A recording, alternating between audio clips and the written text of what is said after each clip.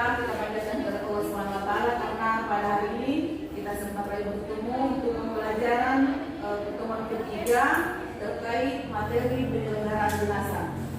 Bagi anak semua, tolong kita selalu mengikuti protokol kesehatan dengan apa yang dianjurkan dalam lingkungan sekolah kita ya. Ya, untuk hari ini siapa yang tidak hadir? Hadir semua. Alhamdulillah ya. Jadi untuk hari ini kita mau masuk pada materi terkait ya penyelenggaraan jenazah sesuai dengan syariat Islam dengan hubungannya penyelenggaraan jenazah korban COVID-19. Ya, seperti itu. Jadi materi yang lalu terkait urutan penyelenggaraan jenazah, di mana dalam hal ini urutan penyelenggaraan jenazah terdiri dari mulai dari mematikan, mengkafani, mensolati, menguburkan. Ya, untuk hari ini kita masuk pada materi terkait hikmah penyelenggaraan jenazah dan kaitannya dengan korban COVID-19, termasuk takziah dan ziarah kubur. Oke. Berbicara mengenai orang yang meninggal, ya orang yang meninggal dunia, menghubungkan orang yang meninggal dunia, membandingkan orang yang meninggal dunia biasa dengan orang yang meninggal dunia karena korban COVID, ini bermasalah sekali, ya, bermasalah sekali. Bukan hanya di negara kita, tetapi menyeluruh, ya, di seluruh dunia. Ya, virus yang menyebar di seluruh alam, ya, di seluruh jagat alam ini termasuk di negara kita menjadi bahan perbincangan baik di media sosial maupun dalam lingkup, ya, dalam keluarga. Ini terkait masalah yang namanya virus corona. Di mana dalam hal ini banyak orang yang bertanya, yang mana itu virus corona?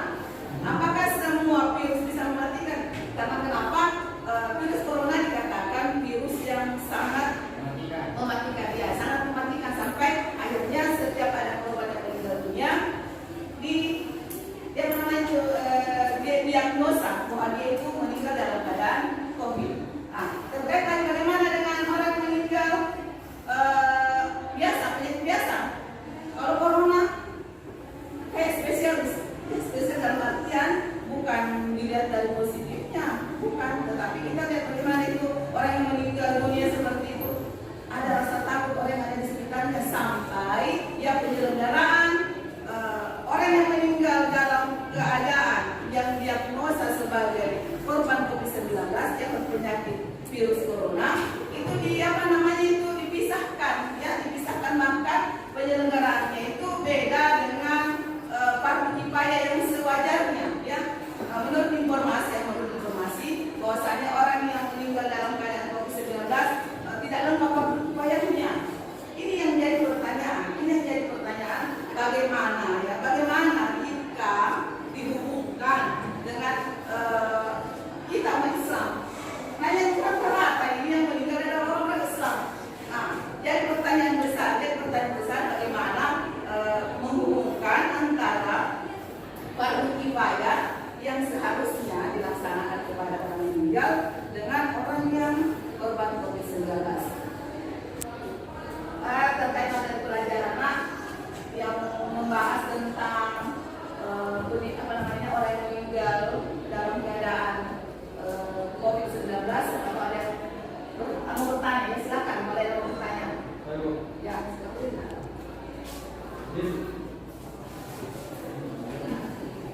Apakah korban COVID yang meninggal dunia masuk ke dalam golongan? Ya. Ada pertanyaan teman tak? Apakah orang yang meninggal dunia karena korban COVID-19 itu masuk ke dalam golongan orang yang mati syahid? Siapa yang bisa menjawab?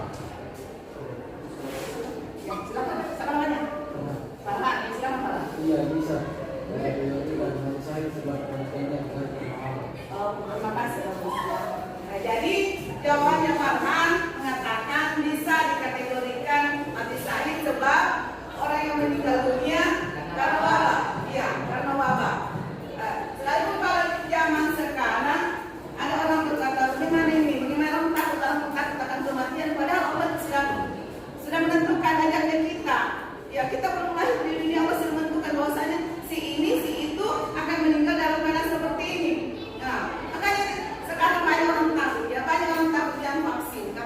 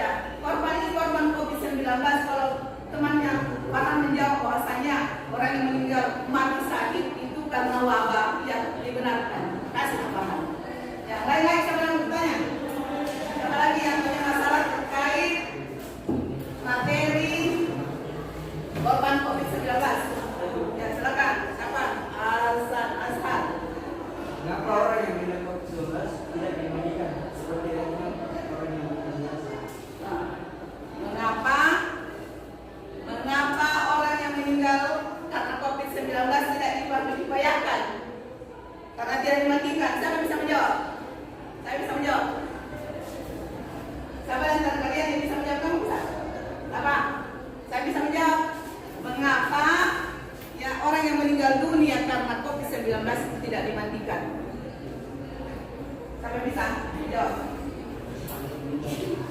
Pertanyaannya tadi Putra katanya mengapa orang yang meninggal dalam keadaan COVID-19 tidak dimatikan?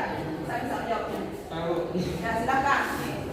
Silakan. Karena sebagian orang takut tertular virus yang mematikan.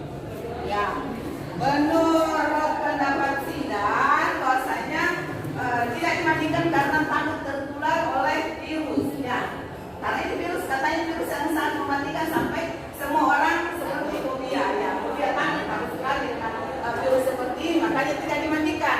Nah, seperti itu. Terima kasih Pak Sidang. Ya, terkait materi yang akan kita bahas hari ini, kita bisa lihat tayangan dari video bagaimana itu orang yang meninggal dalam keadaan COVID ya. Ada di situ bagaimana penyelenggarannya, bagaimana cara dikuburkannya.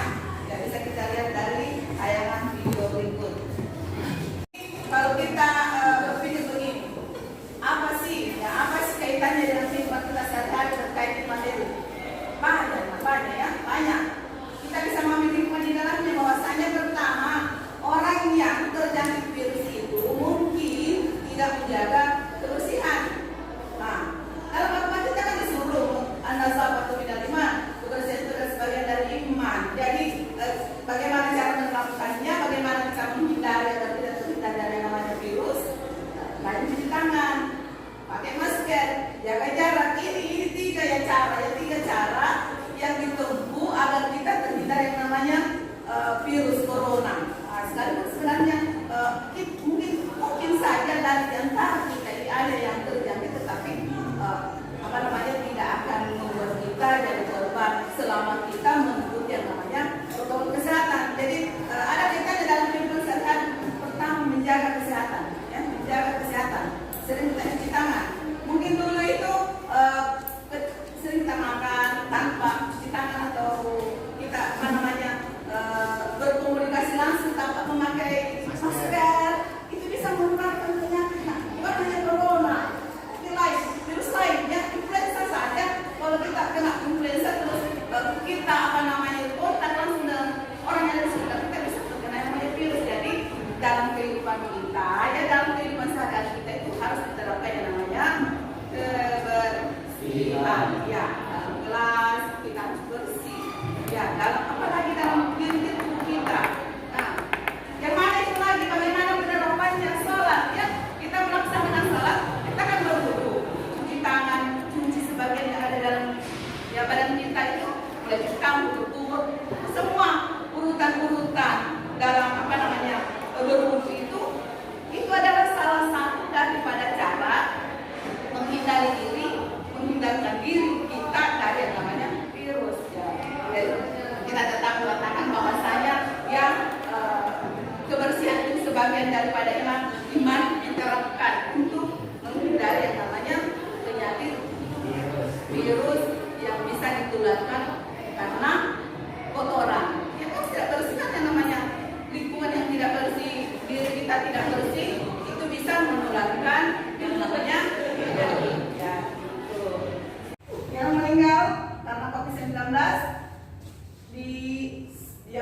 diisolasi, ya, tidak didekatkan dalam orang banyak, ya. Keluarga pun tidak bisa menjenguk atau melihatnya. Yang bertugas itu ada khusus, ya, petugas khusus yang diberikan tanggung jawab menyelesaikan fardu kifayah orang yang meninggal dalam kondisi terkena virus COVID-19.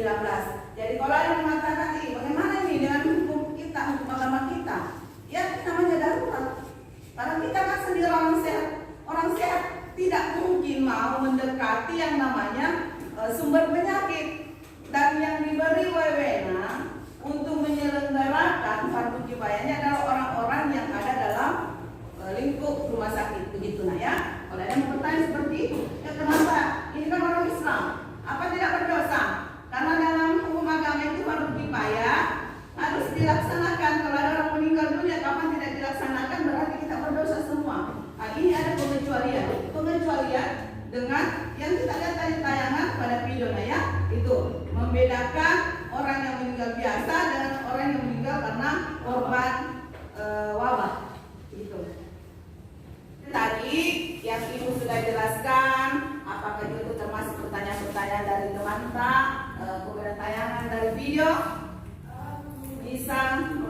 bisa mengambil kesimpulan. Siapa yang dari kalian yang bisa menyimpulkan dari materi yang kita bahas hari ini? Silakan. Bu. Ya, silakan. Orang meninggal karena wabah bisa disebut mati syahid. Sahih. Ya. Terus? 2. Penyakit virus COVID-19 bisa menyebar. Ya, terus? 3.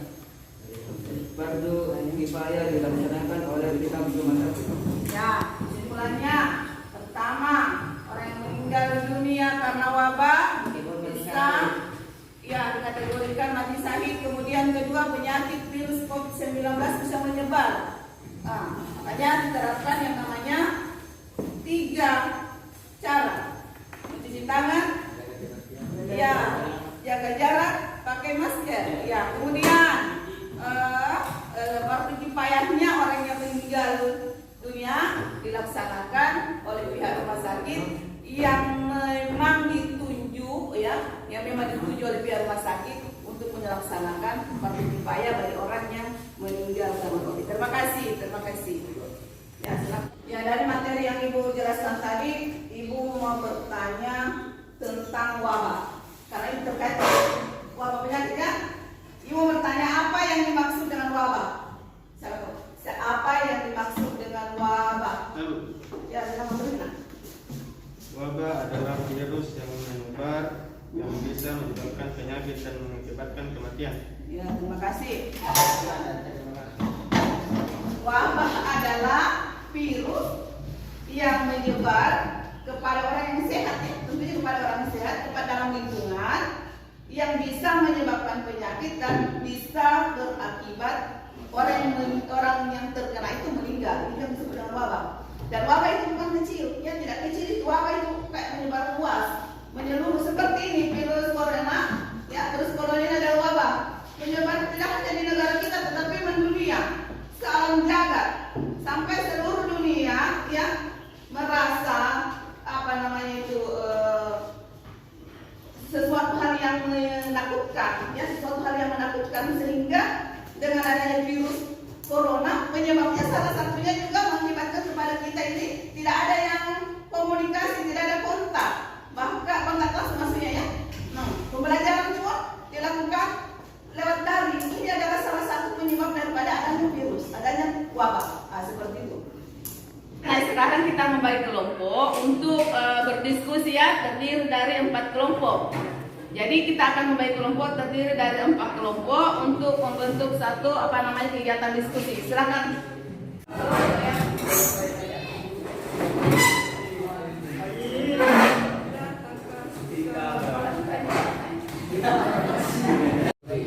Jadi saya akan bagikan kamera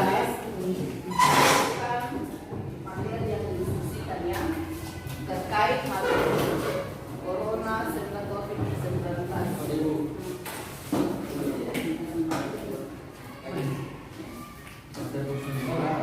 Penyelenggaraan jenazah terkait korban COVID-19. Jadi sudah tidak asing lagi sama kalian tentang apa itu COVID-19. Ya, jadi sementara mengerjakan tugasnya apa ini?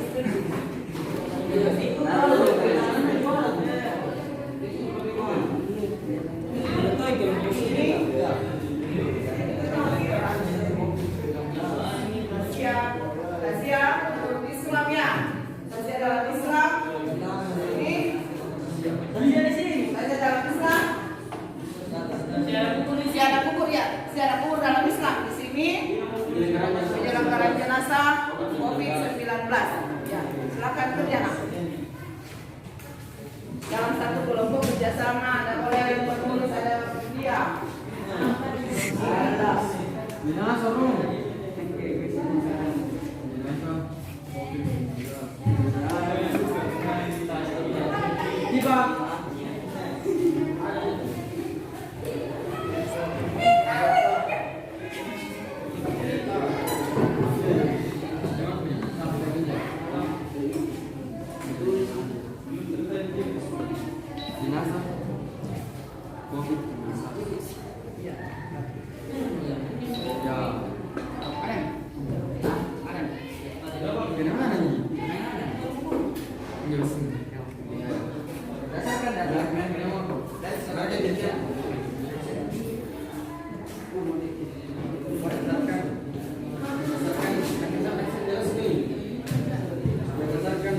Sekarang kita membuat kesimpulan dari setiap kelompok ya, membuat kesimpulan materi judul diskusi kalian. Ya, pertama kelompok 1 tentang penyelenggaraan jenazah COVID-19 ya, secara penyelenggaraan jenazah COVID-19. Kelompok membuat kesimpulan dari judul diskusi masing-masing ya. Nah, untuk kelompok 1 urutan penyelenggaraan jenazah COVID-19. Sampai bisa. Silakan. Jadi kesimpulan penyelenggaraan jenazah COVID-19 itu yang pertama, penanganan jenazah pasien COVID-19 setelah melalui prosedur vital di rumah sakit, rujukan dan aman untuk dilakukan pemakaman. Kementerian Agama dan MUI telah dikeluarkan aturan. Wabah corona yang menyakiti Indonesia telah menyebabkan ribuan warga terpapar dan ratusan lainnya meregang nyawa. Hingga Kamis tanggal 16 bulan 4 2020, berdasarkan data gugus tugas percepatan penanganan COVID-19, sebanyak 5.516 orang positif menderita virus COVID-19. Demikian kesimpulan yang bisa saya sampaikan. Terima kasih. Kesimpulan yang bisa diambil dari judul yang didiskusikan hari ini tentang pengukuran jenazah COVID-19. Silakan. Kesimpulan yang saya dapat pengukuran jenazah adalah jenazah dimasukkan ke dalam kursi jenazah dan disuruh perawat.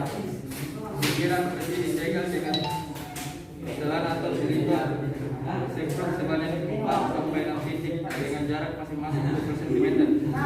Jenazah yang terbuat dari kayu harus kuat, rapat dan ketebalan peti minimal 3 cm. Kesimpulan tasriyah dalam Islam. Tasriyah adalah istilah umum di kalangan umat Islam yang merujuk kepada kegiatan syiar agama yang disampaikan secara tidak resmi. Demikian kesimpulan saya. Terima kasih. Assalamualaikum warahmatullahi wabarakatuh. Keempat, kesimpulan yang bisa diambil dari materi tentang ziarah kubur menurut pandangan Islam. Silakan. Nak. Assalamualaikum warahmatullahi wabarakatuh. Waalaikumsalam warahmatullahi wabarakatuh. Jadi kesimpulan yang saya ambil dalam materi ziarah kubur adalah ziarah artinya berkunjung, kubur artinya kuburan. Ziarah kubur artinya berkunjung ke kuburan dengan niat mendoakan orang yang sudah meninggal dan mengingat kematian. Pada masa awal Islam, Rasulullah SAW melarang umat Islam untuk berziarah kubur. Maksudnya ini melarang umat perempuan kaum Hawa karena dikhawatirkan akan melakukan sesuatu hal yang tidak baik, misalnya menangis di atas kuburan, bersedih, meratapi, bahkan yang lebih bahayanya meminta sesuatu kepada si mayat. Demikian kesimpulan dari kelompok 4. Terima kasih. Wassalamualaikum warahmatullahi wabarakatuh. Tadi kan sudah dijelaskan beberapa pengertian dari sekian kelompok tentang materi yang dibawakan, yaitu mulai dari urutan cara penyelenggaraan jenazah COVID-19, kemudian pengukuran jenazah COVID-19, takziah kubur, takziah dalam Islam dan ziarah kubur. Ya, jadi dalam agama kita ya, dan kalau berbicara tentang COVID-19, bagaimana penyelenggaraannya itu, bagaimana fardu kifayahnya, ya banyak pertanyaan yang timbul. Apakah fardu kifayah yang dilaksanakan tentang penyelenggaraan COVID-19 itu sesuai menurut syariat Islam? Kalau dilihat dari yang sering kita lihat di media, ya bahwasanya penyelenggaraan jenazah COVID-19 itu kalau kita mau menyesuaikan dengan fardu kifayah yang sebenarnya itu tidak ya, tidak. Karena COVID-19 jenazah COVID-19 tidak dimandikan, bahkan tidak disolati, langsung dikubur, dibungkus ya, dikubur seperti itu. Bahkan penguburannya pun selayaknya tidak seperti orang manusiawi. Kalau kita lihat di media ya, jadi itu sangat membuat kita jadi semakin miris tentang bagaimana ini COVID sampai orang takut. Ya, penyelenggaraan jenazah kita umat Islam ya, yang seharusnya itu runtut ya, mulai dari memandikan, mengkafani, mensolati dan menguburkan. Ini cuma itu yang kita lihat itu dibungkus dan tidak selayaknya. Tapi ini darurat karena dikhawatirkan ya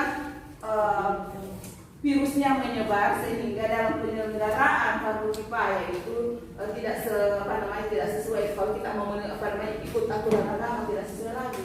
Yang seperti itu ya. Jadi pembelajaran apa yang bisa kita ambil dari pelajaran yang seperti ini? Terjadinya pandemi, ya, terjadinya penyebaran wabah.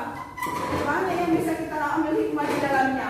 Khususnya, ya perhatikanlah ya, khususnya masalah kebersihan dalam lingkungan kehidupan kita ya. Karena apa namanya?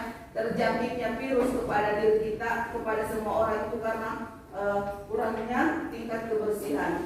Nah, makanya kalau kita kaitkan dalam kehidupan sehari-hari ya diterapkan kebersihan itu sangat diperlukan.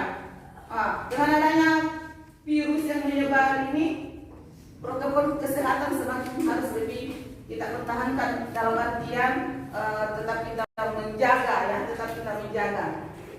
Khawatirnya virus ini akan semakin merajalela, tapi mudah-mudahan virus ini akan habis ya, akan musnah dari permukaan bumi sehingga kita semua merasa aman ya. Nah, seperti itu. Jadi untuk materi hari ini kesimpulannya terkait masalah penyelenggaraan jenazah, penguburan, takziah dan ziarah kubur. Kalau berbicara tentang takziah itu ya diperbolehkan, ya bukan satu kewajiban. Ya bertakziah saja untuk tujuannya menghibur keluarga, ya keluarga yang meninggal dunia. Supaya tidak bersedih berlatar, ya tidak jadi kewajiban, Demikian pula dengan ziarah kubur diperbolehkan. Tapi kenapa dulu pada zaman Rasulullah katanya ada yang bukan dilarang bagaimana, tapi perempuan itu dilarang berziarah kubur dengan alasan bahwa kalau perempuan pergi berziarah kubur dikhawatirkan sampai di sana, sampai di tempat kuburan menangis, meratap-ratap, itu yang dilarang ya. Apalagi datang berziarah hanya untuk meminta sesuatu ya, meminta sesuatu, berharap bahwa orang meninggal ini bisa mengabulkan apa yang jadi permintaannya itu yang dilarang ya. Itu yang dilarang. Jadi kesimpulan pada materi hari ini terkait penyelenggaraan jenazah COVID-19 ya, ada beberapa ya, antaranya penyelenggaraan jenazah COVID-19 itu ringkas pelaksanaannya, penguburannya pun demikian sangat ringkas. Kemudian kedua, takziah dan misa diperbolehkan, ya diperbolehkan tapi kan suatu kewajiban. Kemudian ziarah kubur juga diperbolehkan, asalkan jangan sampai kita berziarah dengan tujuan tertentu. Kita berziarah hanya untuk mengingatkan bagaimana semua makhluk ya yang ada di permukaan bumi ini, termasuk kita manusia, akan mengalami yang namanya kematian. Ya seperti itu. Jadi kita berziarah ini mengingat bahwasanya saya ini masih hidup, suatu waktu kami akan seperti ini ya. Jadi apa yang harus menjadi modal kita di dunia untuk dibawa ke akhirat itu tentu pahala ya, yang dipersiapkan bagaimana untuk hidup di tempat yang lebih kekal. Demikianlah ya. Jadi kalau ada yang mau bertanya silakan, ada yang mau bertanya. Kalau ada sudah jelas. Sudah. Tidak ada lagi kendala, tidak ada hal lainnya. Semua jelas. Ini ada tugas lembar kerja penilaian peserta didik yang kalian harus kerja di rumah ya, jangan di rumah. Nanti pekan berikutnya setelah pertemuan, tetapi ini materi terakhir terkait penyelenggaraan jenazah. Tetapi ibu tunggu ya, ini secara perorangan ya. Ibu akan bagikan dan kalian kerjakan di rumah, nanti dikumpul kembali anak ya.